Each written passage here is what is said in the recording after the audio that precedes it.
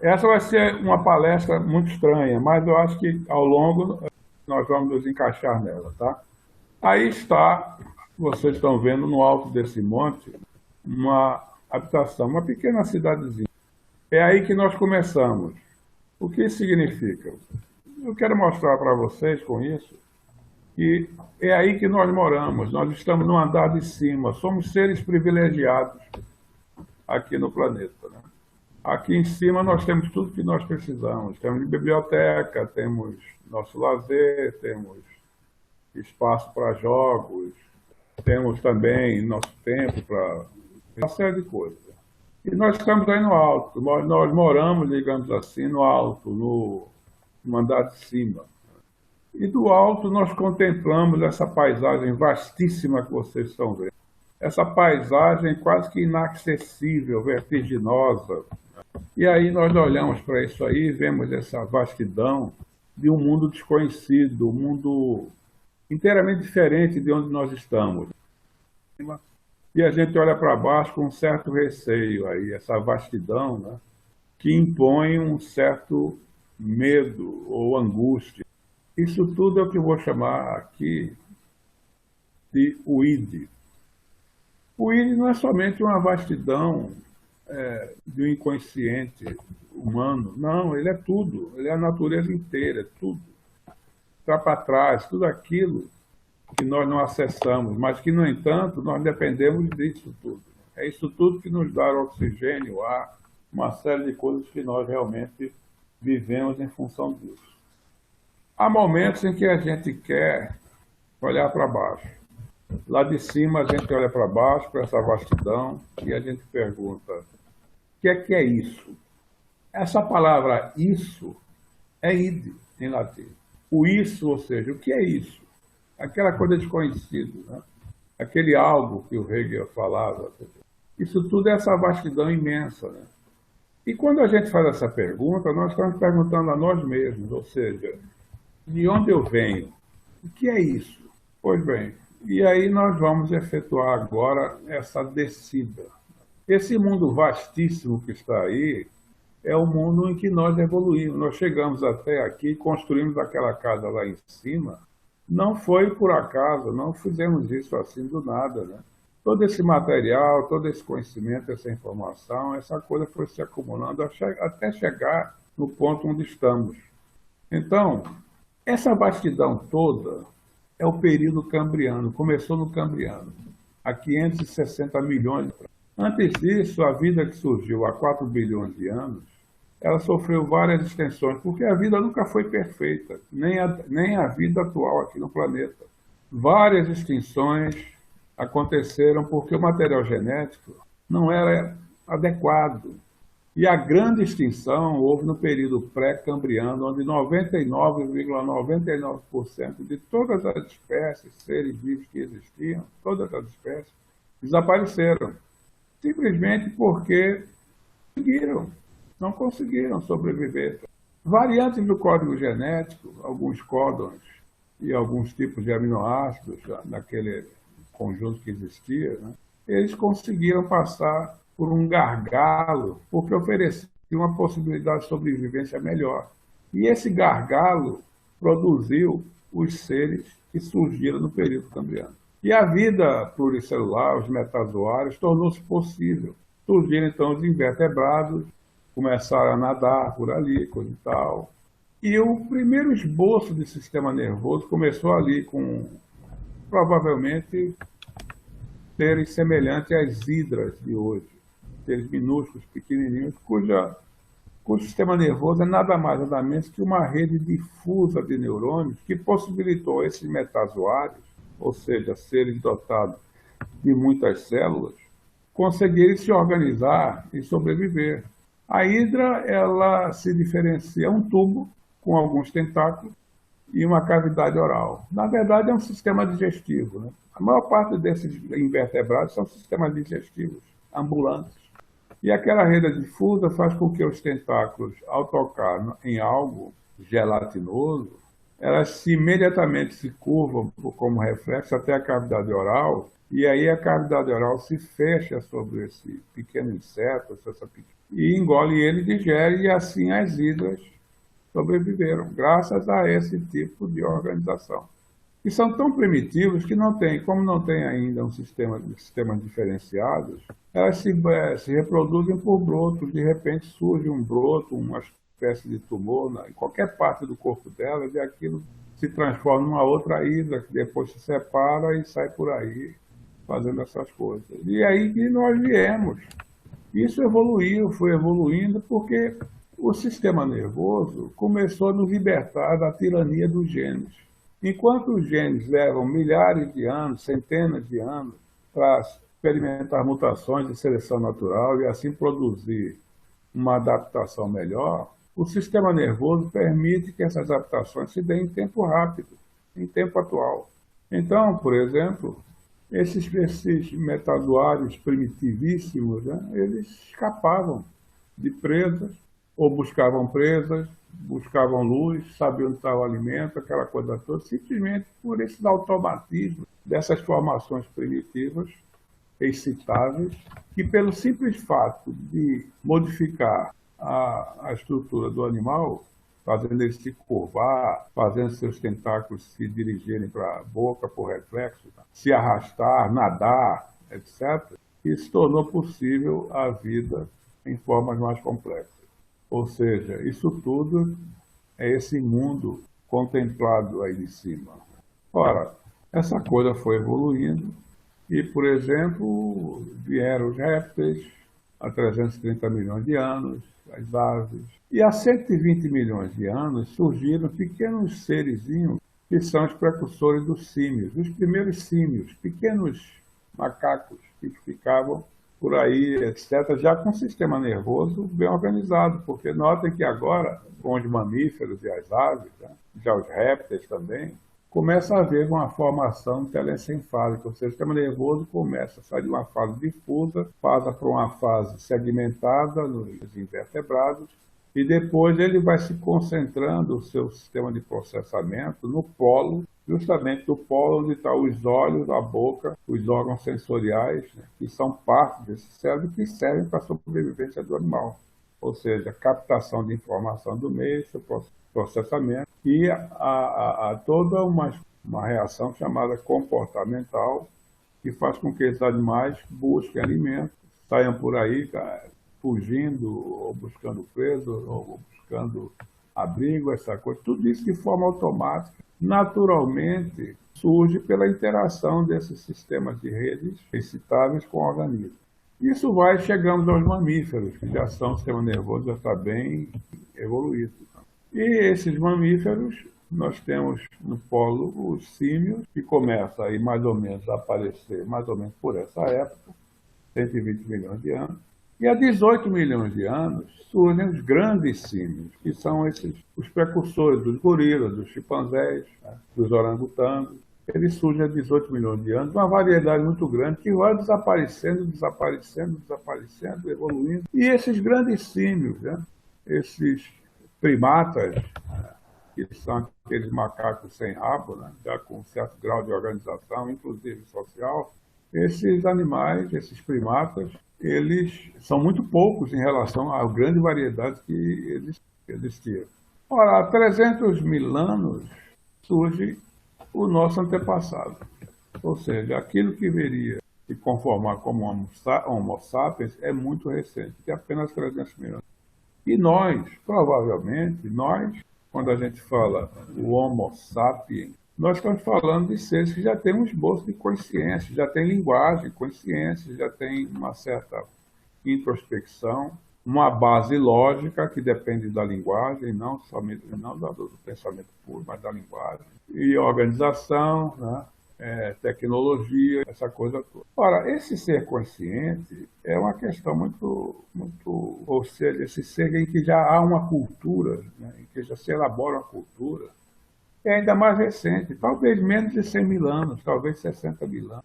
É o que nós, digamos assim, o homem moderno, né? Ele começa a surgir. E vocês vejam, há 2,5 milhões de anos, surge o Homo erectus, que são realmente aqueles seres humanoides que começam a fazer uso de ferramentas. Você veja, mas isso leva a esses seres, e a linguagem que surge também com eles. Se vocês acompanham o trabalho do Everett, vocês vão ver que eles atribuem que hoje a linguagem surgiu com o Homo erectus, há 2 milhões de anos, já surge o esboço de linguagem. E essa coisa permanece como está, ou seja, aquelas ferramentas de pedra primitivas permanecem por 2 milhões de anos. Somente há 100 mil anos, quer dizer, muito recentemente, se começa a desenvolver novas tecnologias, lanças, pontas feitas com ossos, aperfeiçoamento de machados, organização de pesca, de caça, aquela coisa toda, é um impulso muito recente.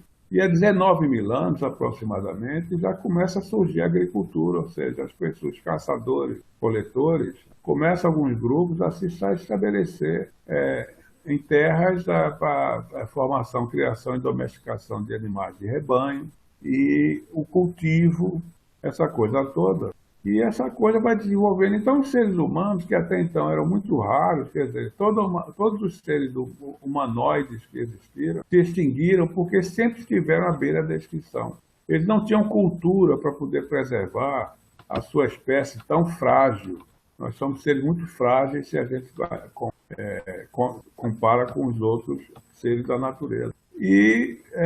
Mas o único ponto que nós tínhamos para sobreviver e, portanto, continuar, foi justamente o esboço de linguagem e de percepção, de consciência, de alguma lógica, né, e de invenção que surgiu com esse novo cérebro. Veja que nós saímos do sistema nervoso cambriano, uma inteligência cambriana que era altamente automática. Quando a gente fala em inteligência cambriana, eu uso a expressão do Rodney Bruce, que na verdade não é uma inteligência no sentido humano, mas uma competência. O Daniel Dennett, se vocês conhecem, é um autor muito importante, ele chama-se competência, ou seja, eram seres muito competentes para sobreviver no seu ambiente e explorar o seu ambiente. E nós vemos isso, inclusive, também, uma boa parte dessa competência nos mamíferos também. Um leopardo sai perseguindo uma gazela e a gazela começa a pular, saltar e correr.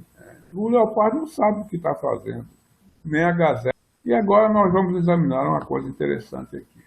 Aí vocês estão vendo uma comparação de um cérebro de um sapiens com um chimpanzé. Vocês estão vendo aqui o cursor mostrando o cérebro humano e um cérebro de chimpanzé, mais ou menos na mesma proporção, certo? O cérebro do chimpanzé é ainda um pouquinho menor que isso aqui. Observe uma coisa interessante. Aqui nós temos uma região motora, né, que controla os nossos membros, a nossa motricidade, né? Veja agora como a do chimpanzé é muito mais desenvolvida do que a nossa. Estão percebendo? Observe também como a área visual dos chimpanzés é extremamente desenvolvida quando comparada com a nossa, tá vendo? Agora veja uma coisa interessante. O chimpanzé, como qualquer outro animal, ele tem uma capacidade de movimentação extraordinária, né? Equilíbrio, eles caminham sobre galhos, se penduram, pulam, aquela coisa toda. E também tem uma capacidade visual muito grande. Eles são capazes de enxergar em profundidade no plano horizontal, ou seja, num galho de árvore. Eles são capazes de perceber em movimentos muito mínimos, uma grande variedade de cores. E nós perdemos tudo isso. À medida que a gente atrofiou essa parte aqui e essa daqui, nós fomos perdendo essas habilidades, né? Nós somos caminhantes, né? Nós não somos mais arborícolas. Nós nadamos um pouquinho, subimos em árvore, mas não temos a mesma capacidade desse animal. Nem essa capacidade visual, que torna eles excelentes caçadores, né? Entendeu? E capazes de se movimentar rapidamente pela selva, e quando nós precisamos explorar com cuidado, para não cair em armadilhas, eles não precisam. Mas note também que há uma integração. Então, essa visoespacial, essa cognição visoespacial, é muito desenvolvida nos chimpanzés. E nem nós, nem tanto. Mas se vocês olharem agora essas áreas brancas aqui, vocês vão perceber o imenso desenvolvimento que essas áreas aqui tiveram, essas áreas aqui, chamado córtex, essa área mais recente, né, no neocórtex da evolução, né, ela se desenvolveu muito nos seres humanos. Essas áreas são totalmente associativas, são áreas associativas, E a maior parte desse processamento aqui, planejamento, tudo é feito nesse polo aqui. Imagine esse cérebro do chimpanzé aqui, imagine essa parte aqui frontal se avolumando. À medida que ela se avoluma, ela empurra para trás essa parte. E essa parte aqui também empurra para trás essa área visual. Nós perdemos essa capacidade em relação ao chimpanzé, mas ganhamos uma coisa que falta a ele: áreas associativas. Nós somos capazes de associar eventos, símbolos, coisas, etc., e formar julgamentos. E há uma região nova que aparece também com o neocórtex. Aqui está a área da fala, da linguagem. Aqui. Essa área aqui, ela não está integrada ainda. Eles têm um gene, o mesmo gene que nós temos, o FOXP2, eles têm, mas esse gene não se desenvolveu por mutações o suficiente, enquanto nós tivemos pelo menos 2 mutações que fizeram com que esse gene não somente organizasse essa parte na fala, na linguagem, como também se integrasse com essas áreas associativas aqui, formando o elemento de linguagem. Ou seja, toda a lógica passa por aqui. Então, você veja uma coisa muito interessante, que nós vamos agora passar várias figuras para nós analisarmos esse fenômeno aqui. Nós temos aqui um chimpanzé e um bebê, estão vendo? Mesma idade. Observe a testa aqui, essa região supraorbicular bem desenvolvida. Observe que esse animal praticamente não tem testa, está vendo? Olha só, agora compare isso com essa criança. Observe esse volume imenso aqui. Percebe agora a imensidão desse território?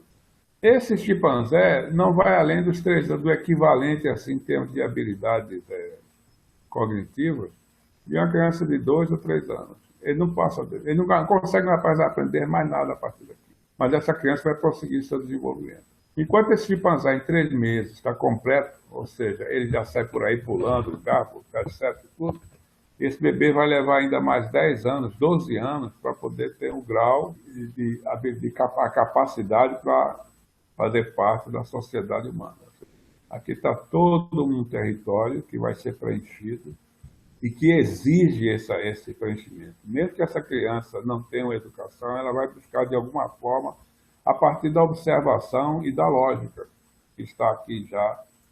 Perceberam a diferença? Vamos mais adiante. Aqui está. Observe esse curso evolucionário. Estão percebendo a testa, o cérebro, a cabeça? Veja, tudo para trás.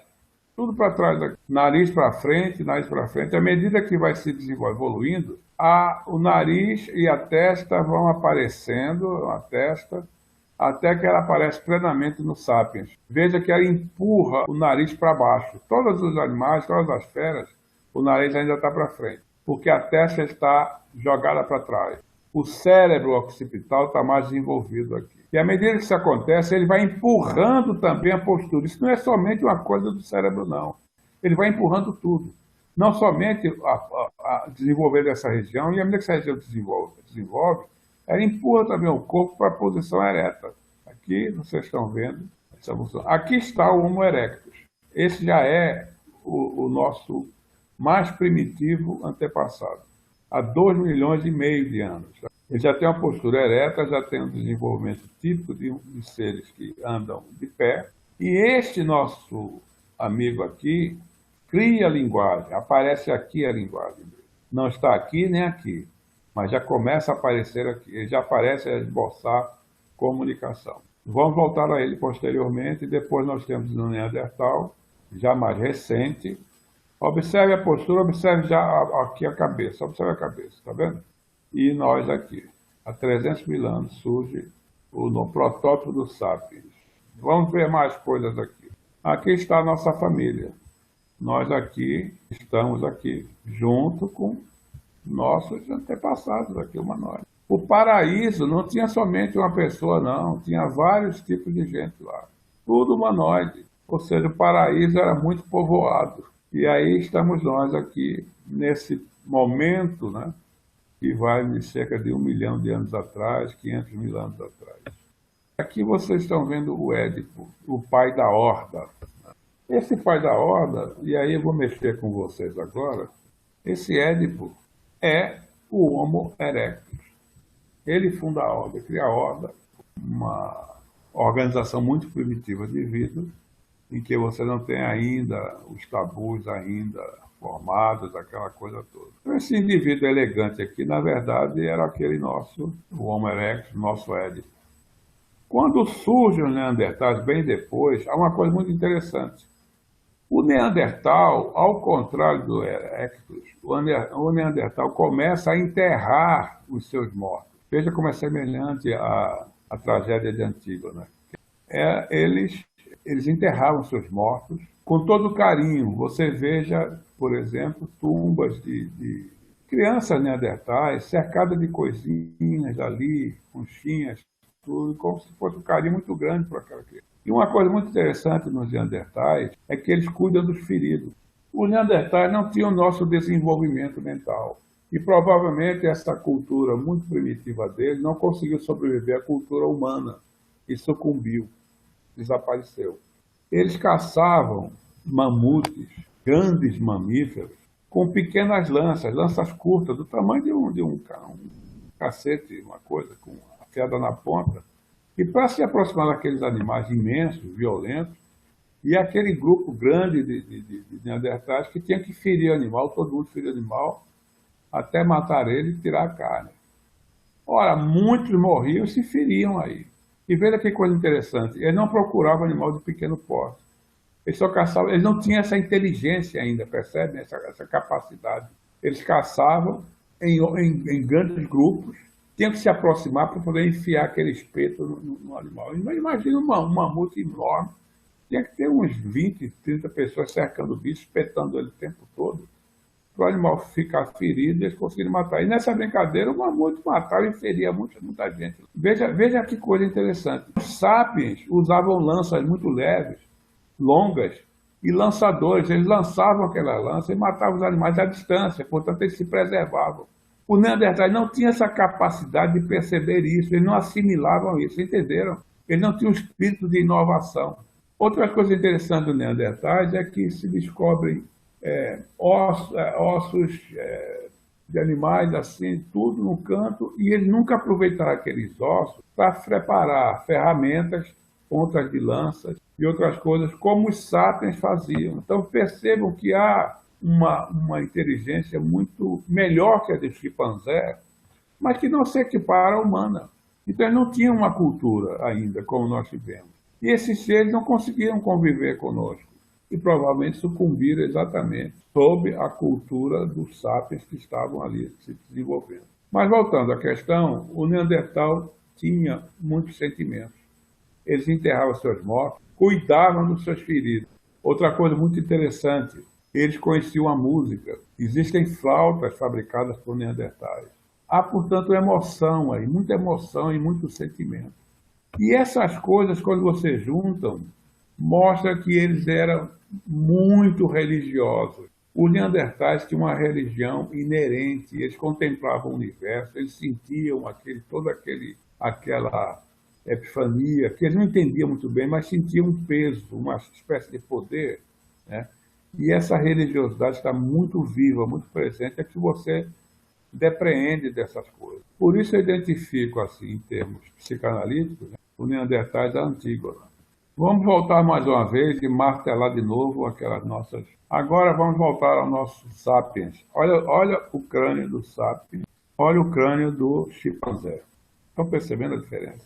E vocês vejam que o Erectus, veja que com a linguagem e o bipedalismo, né, e já os vestígios de invenção e de associação, embora muito primitivos, né, olha quanto tempo o Homo erectus durou. Praticamente 2 milhões de anos.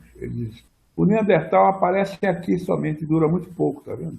E nós aqui, somos muito recentes, chegamos agora aqui. O Neandertal, observe agora o crânio do Neandertal. Ele tinha um cérebro, veja, um volume de cérebro maior que o nosso. Nosso cérebro pesa em média 1.300 a 1.500 gramas. O do Neandertal pesava 1.800 gramas, talvez um pouco mais. Mas observe aqui a parte posterior occipital. Estão vendo? Veja que é mais proeminente que o humano. Lembra-se do cérebro do chimpanzé que eu mostrei, que a parte occipital visual era mais envolvida? A mesma coisa com os neandertais. ou seja, ele tinha menos área associativa, o polo frontal dele não era tão grande quanto o nosso, mas já era considerável, né? Eles tinham uma área de linguagem e tinha uma cognição visoespacial melhor que a nossa. Eram caçadores puros, tá vendo?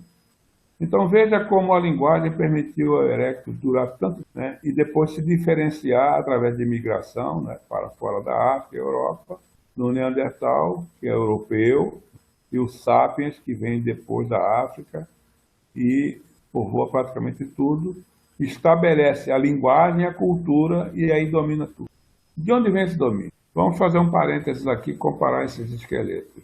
Veja aqui o gibão. Veja o tamanho dos braços do gibão. Claramente um ser arborícola, né? Que vive em árvores, pulando de galho em galho. Veja que a capacidade torácica dele aqui, o tórax dele é mais leve, permitindo que ele possa se movimentar muito rápido, de galho em galho. Já o orangotango se torna mais terrestre. Ele usa galhos, tudo, mas ele também começa a explorar muito o solo terrestre. Aumenta a capacidade dele e mais peso aqui, tá vendo? Braços ainda longos, pés prenseis, ou seja, com capacidade ainda de segurar coisas. Mas o Homo sapiens, veja agora, o cérebro, ele empurra tudo para cima, se torna mais erecto, muito mais leve aqui, olha a capacidade torácica. Braços mais curtos e eminentemente um caminhante. Perde a capacidade prense dos pés. E isso tudo é o preço disso aqui. Nós transferimos muitas capacidades aqui para o nosso lado inteligente. Perdemos habilidades que esses animais continham, mas que são essenciais para eles sobreviverem. Essas habilidades foram substituídas por inteligência. Há uma diferença muito grande aqui, percebe? Mas agora nós descemos e voltamos a subir para onde nós estávamos no começo dessa palestra, né? Bom, essa representação do Caim, Abel e Caim é uma coisa que eu acho muito emblemática. Porque se nós não estávamos sozinhos no paraíso, se nós convivemos, nós sabemos disso hoje, está muito claro e definitivamente estabelecido, que nós, os sapiens, convivemos com os neandertais. Quando a gente subiu da África para o Oriente Médio e para a Europa, encontramos lá os neandertais. Já estavam lá há bastante tempo. Mas eles se extinguiram. Ninguém sabe como isso aconteceu, a extinção. É muito provável que seja um efeito de cultura. Ou seja, com o degelo, os neandertais tiveram mais dificuldades de caça e provavelmente começaram a definhar e se aproximar dos humanos. E os humanos não entendiam aquelas pessoas porque eles não compreendiam a cultura humana. E certamente eles não se entendiam. E é provável que a expansão dos sapiens, conquistando terras, expandindo os rebanhos, começasse um processo em que a extinção dos neandertais foi inevitável. Eu considero, da mesma forma que eu acho emblemático Édipo como Homo erectus e Antígona como o emblema do Neandertal, eu acredito que essa história bíblica de Caim e Abel é um registro muito antigo, passado oralmente, talvez por milênios e milênios e milênios, de que existiam duas raças humanas que conviveram e que uma extinguiu a outra. Vocês vejam o caso de Abel. Abel era um indivíduo muito religioso que não cultivava nada. Ele tinha lá seus bichos, tudo, sacrificava, oferecia ao seu Deus, enquanto Caim, o sábio, era um agricultor, já começava a explorar a terra, ele já começava o comércio, já havia... E esse tipo de cultura agressiva, muito desenvolvida, né, começa a extinguir o Neandertal. Então, eu acho que essa história é emblemática. Não estou afirmando que seja, vejam bem, mas é muito emblemática e não é impossível que sejam relatos orais muito antigos que ficou, sabe, registrado ali naquele amontoado de retalhos que é o gênero. Então, vocês vejam que eu estou aqui, eventualmente, né, e incidentalmente, criando a paleopsicanálise. E vocês veem o seguinte, a psicanálise, da mesma forma que nós guardamos estratos evolutivos dos nossos ancestrais, a psicanálise lida com o id também. Não sabe o que é isso, mas ela lida também. E a psicanálise, ela não se integrou à biologia, nem à a psicologia experimental, né, nem a antropologia e a teoria evolucionária. Ou seja, essas coisas todas, a psicanálise ficou isolada no ar, criou um sistema próprio, mas não se integrou. E é possível que, se a gente der uma visão evolucionária, assim, talvez nós podemos levar a psicanálise um pouco para dentro do cérebro, um pouco para dentro da evolução, sabe? E começar a entender essas coisas. Isso não é novidade. Por exemplo, o Kandel, um grande neurobiologista, prêmio Nobel, ele se esforçava para integrar esse conhecimento à psicanálise, né? Porque a psicanálise tem uma coisa muito interessante, sabe? O meio de exploração que a psicanálise pode ser interessante para nós. Antes dele, né, o Paul MacLean, ele criou a teoria do cérebro triuno e ele era um grande entusiasta da psicanálise e queria integrar a psicanálise. Ele já cria uma teoria evolutiva do cérebro, formação por camadas, né? O complexo reptiliano, depois o tronco cerebral, tálamo, etc. Depois a superposição do límbico, sistema límbico, e finalmente o desenvolvimento do neocórtex. Essas coisas ficaram no meio do caminho. E aí chegamos nós. Eu gosto muito dessa figura.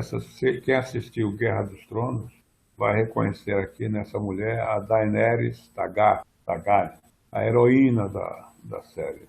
Ela conquista o trono, depois uma guerra de tronos, né, tremenda, ela conquista isso tudo, com o auxílio de um dragão, dos dragões que ela tinha. E essa é outra imagem emblemática agora aqui para nós, que vamos fechar esse bate-papo, e que vocês percebem que toda essa evolução que veio até os primatas, e dos primatas há um salto muito grande para o Homo sapiens. Vejam bem, um chimpanzé, ele não precisa aprender a linguagem nossa, nem nenhum tipo de linguagem, porque o modo como ele evoluiu, o modo de ser dele já é suficiente para ele sobreviver bem na selva, com o seu grupo. Quando você ensina a linguagem humana ao chimpanzé, né, e vários experimentos sobre isso, e depois solta ele na selva, né, no ambiente dele, na esperança de que ele vai ensinar aquela linguagem aos outros chimpanzés, e com isso vocês impulsionarem a evolução deles, todos os experimentos são um fracasso total, porque quando vocês liberam o chimpanzé, por exemplo, no seu ambiente natural, eles imediatamente esquecem a linguagem, não querem saber daquilo. Eles aprendem aquelas formas apenas para obter recompensa dos humanos, que eles devem achar muito engraçado. Então, a única coisa que vocês conseguem ensinar para ele, na linguagem de sinais, por exemplo, já que ele não tem linguagem falada, né, não articula, então não é uma linguagem de sinais, eles só conseguem expressar, tipo, quero comer, quero água, quero dormir. Eles não perguntam alguma coisa, eles não apontam uma coisa e perguntam o que é isso. Não carregam ferramentas com eles. Eles podem improvisar, pegar uma pedra pesada para partir um coco, mas eles não sabem pegar aquela pedra e carregar com ele para o lugar onde ele vai, se houver necessidade, ele já tem aqui aquela ferramenta. Ou seja, não existe o conceito de ferramenta para eles. Não está formado esse conceito. Quer dizer, eles não conseguem elaborar esse conceito. E, no entanto, nós, curiosamente, temos um salto impressionante. Quer dizer, não há uma transição ou um escalonamento para chegar até nós. De repente, nós pulamos para um lobo frontal muito desenvolvido, linguagem altamente desenvolvida, cultura, inovação, invenção, tecnologia, formação de Estado, etc. Isso é a nossa Daenerys, Daenerys Targaryen, a heroína da Guerra dos Tronos. Nós vencemos essa Guerra dos Tronos porque incorporamos algo que não existia no Cambriano, nem se formou no Cambriano. Nós incorporamos o Logos, ou seja, o desenvolvimento dessa área toda é o momento em que surge o Logos. Ele não vem de fora nem de nada, ele vai se formando ali por dentro, ali de dentro. Ele evolui, chega nesse ponto, nós ganhamos a Guerra dos Tronos, dominamos o planeta todo, né, e vamos destruí-lo também. E montamos no dragão. O dragão é toda aquela vastidão que vocês viram, todo aquele id, toda a natureza, do qual nós dependemos. Toda a vida, tudo vem daí. Mas ali em cima, nesse cérebro cambriano que nós temos, ali em cima está o Logos. aquele polo frontal, essa coisa que faz com que nós somos o que somos, donos do mundo, dominadores, o eu sou, eu sei o que penso, eu posso fazer isso, eu posso inventar isso, eu posso criar isso. Essa coisa, esse logos encarnado, materializado na trama cerebral, é o momento final. Montamos o dragão e vencemos, ganhamos o mundo. Mas a que preço? Observe que nós fomos expulsos da natureza. Nós somos escravizados pelo Logos, totalmente escravizados. Nós não temos meio nenhum para sobreviver ou ser algo da natureza. Fomos expulsos e precisamos criar um mundo para isso. Ora, para que nós possamos existir, nós criamos estradas, casas, sociedades, instituições. Esses animais sobrevivem porque estão totalmente imersos nesse meio, ou seja, eles evoluíram para isso junto com o meio. Nós não, nós fomos expulsos desse meio. Nós evoluímos para sair disso, acidentalmente nós saímos. Precisamos criar um mundo, o mundo do Logos. Os antigos já reconheciam isso, ou seja, a existência do Logos é um conceito que está formado exatamente junto com a linguagem, ou seja, com a linguagem nasce a lógica, não com o pensamento. E o preço é, não pertencemos à natureza. Então, nós estamos no andar de cima, né, montados no dragão e olhando ali para baixo, aquela vastidão imensa, e se sentindo estranhos, porque precisamos daquela casinha lá em cima. Do ponto de vista ético, o que é a natureza para nós? Será que essas políticas estão certas? Será que nós temos capacidade para pensar as políticas de energia renovável, dessa coisa toda, que nunca se realiza? Qual o direito que nós temos, né, em relação a tudo isso? Ou melhor, qual é o direito que o ID tem para que permaneça aí, a Terra permaneça como está, para que todos possam sobreviver? Qual é o compromisso que nós temos com o paraíso que nós perdemos? Nós fomos expulsos. O paraíso que nós temos muito medo dele, achamos dele brutal, inóspito, perigoso. Então, o Logos e o ID estão em conflito permanente. O ID é a natureza, tudo que existe, toda a vida que existe, tudo que proporciona a vida. E que nós dependemos dele. Tudo que funciona em nós depende dele. Tudo que nos alimenta vem dele. A própria existência, num modo assim mais metafísico. Mas o Logos está contra isso, ele foi expulso, ele não pertence mais a ele. Como harmonizar isso? Como estabelecer uma ponte, um acordo entre eles? A psicanálise, nesse ponto, ela dá um passo além da filosofia, porque ela tenta buscar uma resposta. E a psicanálise é muito interessante, porque as pessoas, hoje em dia, é curioso perceber como as pessoas perderam essa noção que é fundamental da psicanálise. A psicanálise era o processo da individuação, ou seja, de fazer com que a personalidade do indivíduo, né, se torne realmente algo presente. A psicanálise luta, desde o começo, contra o coletivismo, a coletivação, o coletivo. Isso é muito presente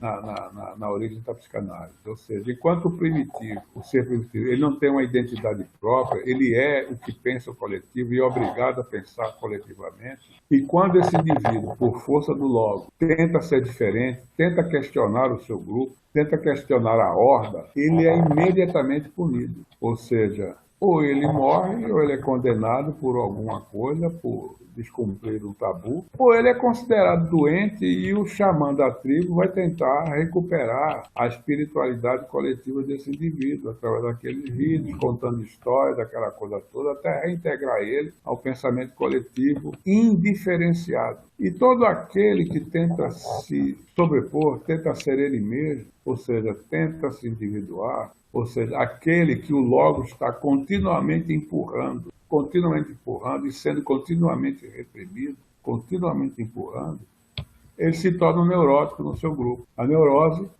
nesse sentido, é exatamente essa pressão e a contrapressão para que ele não se desenvolva, não se expanda. A psicanálise veio libertar exatamente isso, ou seja, a tirania do ego, né, o medo, a neurose, para que o Logos possa empurrar isso tudo e respirar. Ou seja, através da individualização, ou melhor, da individuação, o indivíduo tende a se tornar um ser próprio, que é, aliás, um ideal aristotélico, né?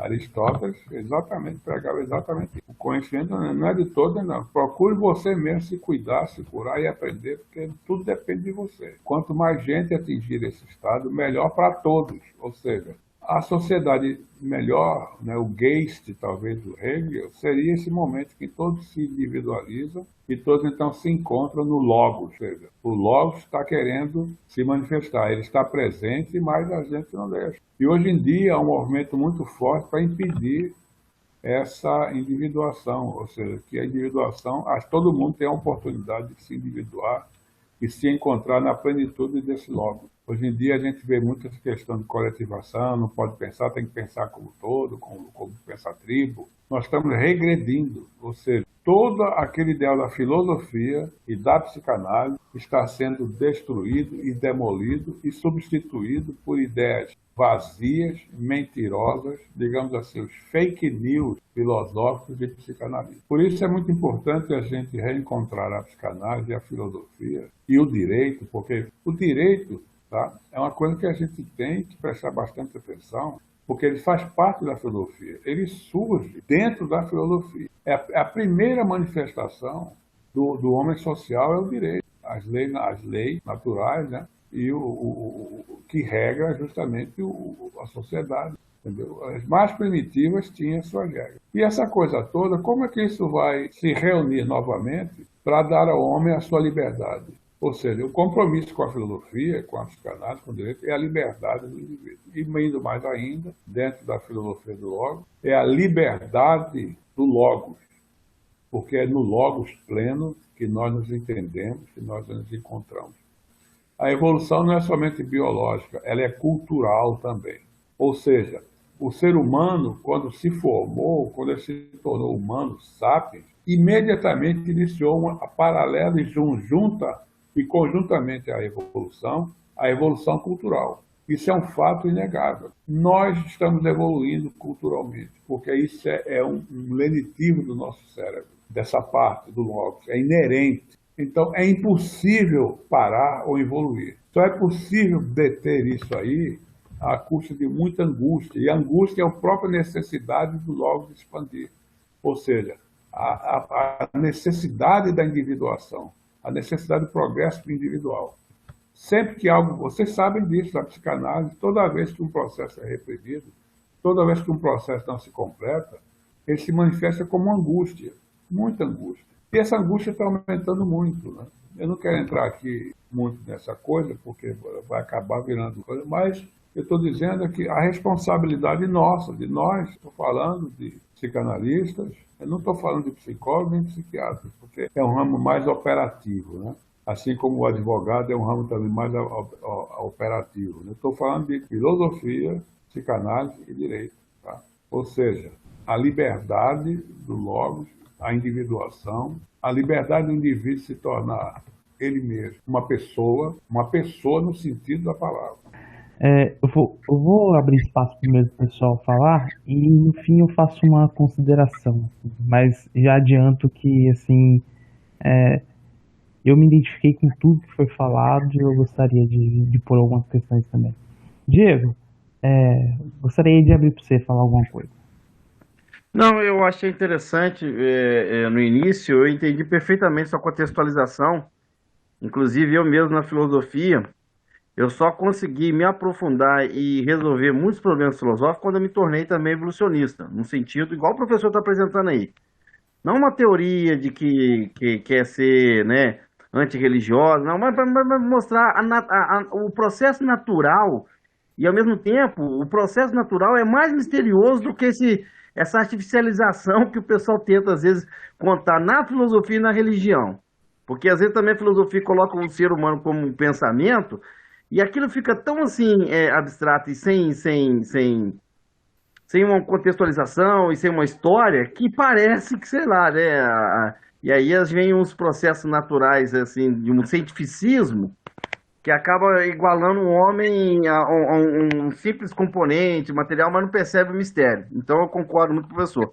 Outra coisa interessante é que, de fato, eu já arrumei muita briga com o pessoal heideggeriano, porque isso que o senhor falou, eu já ousei dizer várias vezes, falei assim, ó, isso é Dasein, ou Dasein, né? Isso é o Dasein, que a gente fala em português, Dasein. Isso aí é o Dasein, esse é o ser humano, mas é um tudo. E nesse sentido também eu entendi por que que Heidegger, né, quando o pessoal perguntava para ele, por que que o senhor nunca escreveu sobre ética? Por que o senhor nunca escreveu sobre o meio ambiente? Porque justamente igual o professor fez, se a gente percebe o nosso lugar no mundo e de onde nós surgimos, a gente vai perceber o nosso sentido de pertença muito mais profundo do que as construções da escola ética kantiana, outro que ela é deontológica, não sei o quê, que acaba sendo um pouco mais artificial nesse sentido, porque não percebe, de novo, a figura do id, né? O que está conectado a tudo e que se vê expulso do paraíso porque ousou a falar. Muito bom Exato, mesmo. exato. Ou seja, quando fala, você muda tudo, né? Exato. Exatamente. As pessoas estudam a evolução, psicanálise, direito, essa coisa, tudo separadamente, né? Então, como se fossem compartimentos estanques, né? Entendeu? Mas essas coisas dialogam. É isso O aí. grande problema é o seguinte, é que na medida que o psicólogo só estuda a matéria da psicologia, né? O biólogo só estuda a matéria de evolução, coisa, né? O dono do direito só estuda leis e coisa, né? O filósofo só estuda aquele programa, né? Eles não dialogam entre si, não estão dialogando. E essas coisas querem dialogar, porque, afinal de contas, está tudo interligado, entendeu? Então, hoje em dia, o Dobzhansky dizia uma coisa muito certa: nada é possível compreender hoje em dia na biologia, na medicina, em qualquer coisa, sem a evolução, sem conhecer um pouco a evolução. Entendeu? E isso Fantástico. dá esse sentimento que o Gil falou de pertencimento, né? E, ao mesmo tempo, nos mostra muita coisa, né? Porque as pessoas têm ainda um pudor muito grande de preservar o metafísico. E eu digo mesmo da filosofia. A gente A sabe aqui que filosofia, Heidegger. né? Olha, gente, eu detestava Heidegger, porque eu era metafísico, eu era, né, como eu era seminarista, então eu adorava metafísica, estudava muito. Eu gostava porque eu tive um bom professor de metafísica, então eu sugava ele. Então eu detestava Heidegger.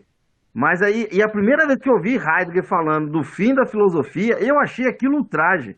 Achei aquilo de uma indignação, de um nervosismo. Hoje eu concordo em número e gênero e grau, igual você falou.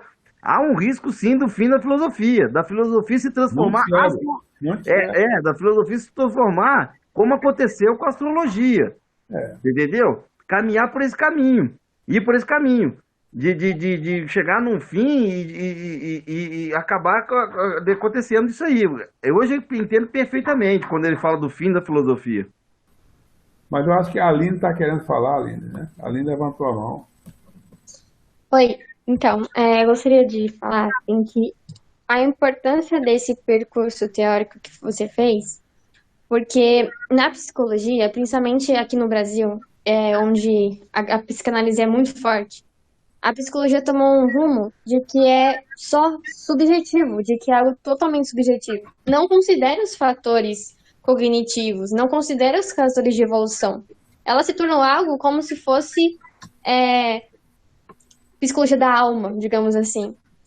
Considerando tudo completamente, esses fatores de evolução, fatores ambientais, que são extremamente importantes para a psicologia. Então, eu acho que no Brasil, a psicologia ainda é muito vista como algo subjetivo, que trata o ser humano de forma subjetiva, ou então, tanto que as pessoas falam que vai fazer psicologia para ajudar o outro, e não para entender como funciona um ser humano, por exemplo.